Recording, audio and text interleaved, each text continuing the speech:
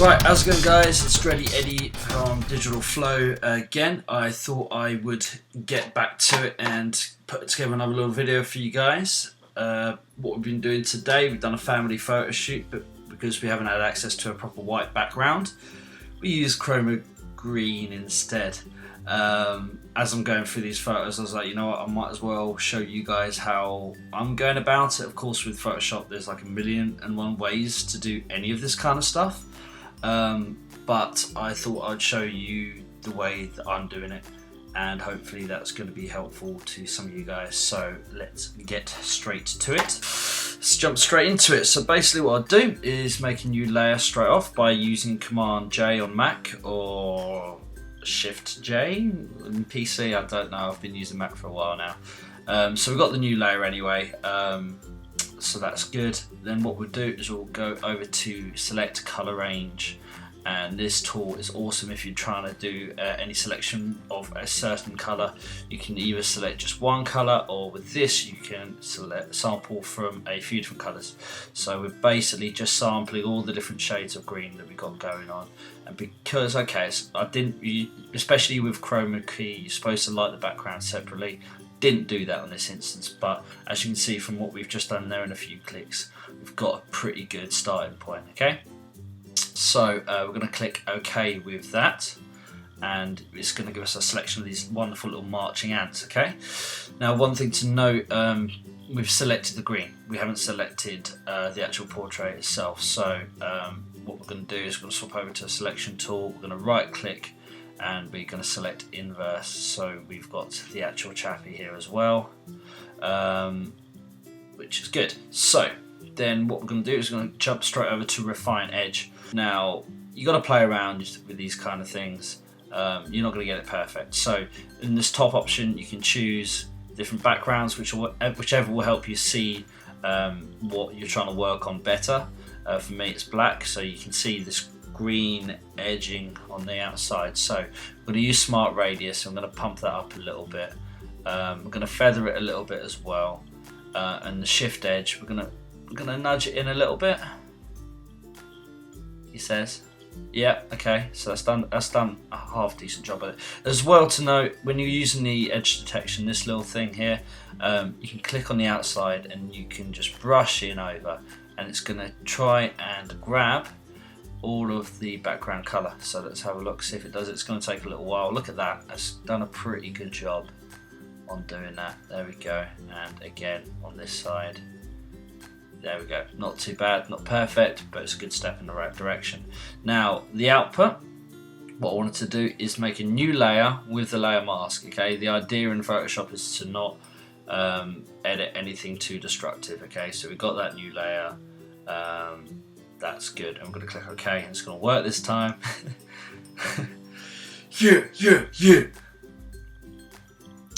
There we go. Cool. So we can turn off the background layer, and you can see we've got this handsome chappy on his own layer, which is awesome. What we're going to do from here on in, you can see probably, let's have a little zoom in. You can see from doing that with the brush, it's taken away a bit of some of the stuff we want. Plus you can see, because his glasses are green, it's done the same kind of thing with the background, but it's not the worst thing in the world. Because we've got this selection, we can make sure you get a brush with white, 100 capacity, and you can just brush over it and bring it back in. So let's just brush a bit of that hair back in there as well. There we go, that's fine, not too much of an issue. Obviously, if you want to be perfect, you can zoom right in and do an even better job at this, but for demonstration purposes and to save time in the day, we're not going to be too precious over it. Okay, cool. So we've done that a little bit, that's fine. Let's zoom out a little bit so we can see the whole thing. Good, brilliant. So we've still got a bit of this green action going on, okay? So now, if I can even remember how I did it last time, that's always good.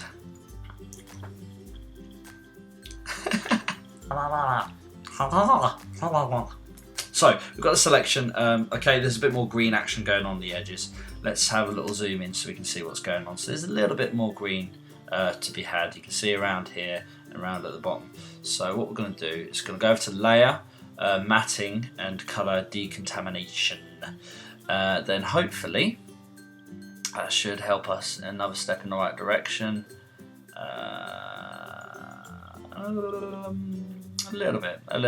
Okay, so it's not doing as amazing job as we would have hoped, but it's still another step in the right direction. Cool. So what we can do final, just to help it out on the edges, is we can create a new layer, hue saturation, and what we're going to do with this is we are going to select the color green.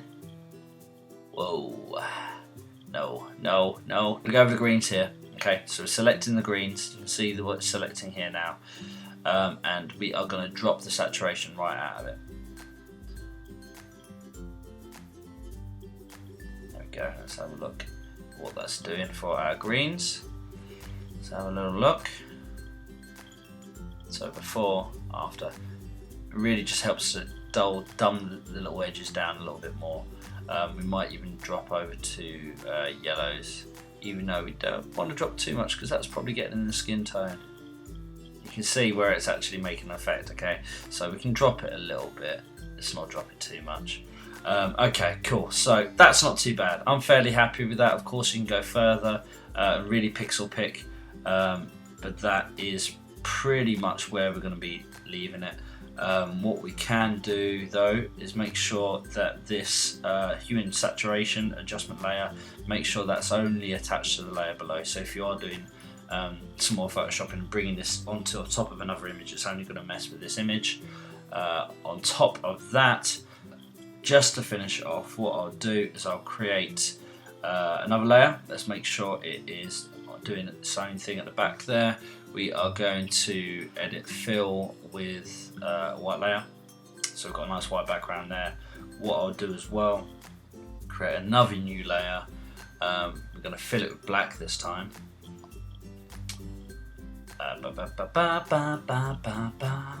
Okay, and then we're going to create its own mask, and there's 1,000,001 ways to create a bit of vignetting.